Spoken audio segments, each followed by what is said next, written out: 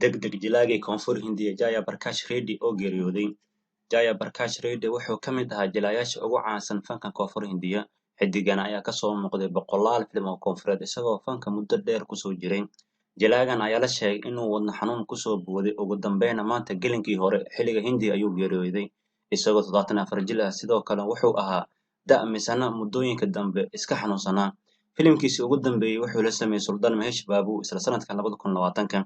Fanka koonfureed gaar ahaan reer Telugu maanta tacsi ayaa u taala iyo murugo. Shakhsiyaadka ugu horeeyay ee ka hadleen geeridiisa jilaagan shactirolaha ah waxaa ka mid ah filim sameeyaha SS Rajamouli oo ay muddo soo wada shaqeeyeen. Yaash oo bilaaway dib u duubista mashruucii KGF Chapter 2.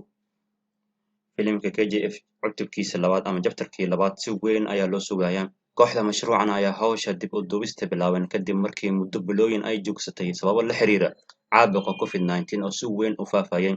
Waxaa la sheegay in hogaamiyaha mashruucan Yaash uu haddeer hawsha bilaabay, waxayna duubista ka socotaa Bangalore, waxaana la filayaa in goor dhow lasoo gabagabayn doono hawshiisa filimkan.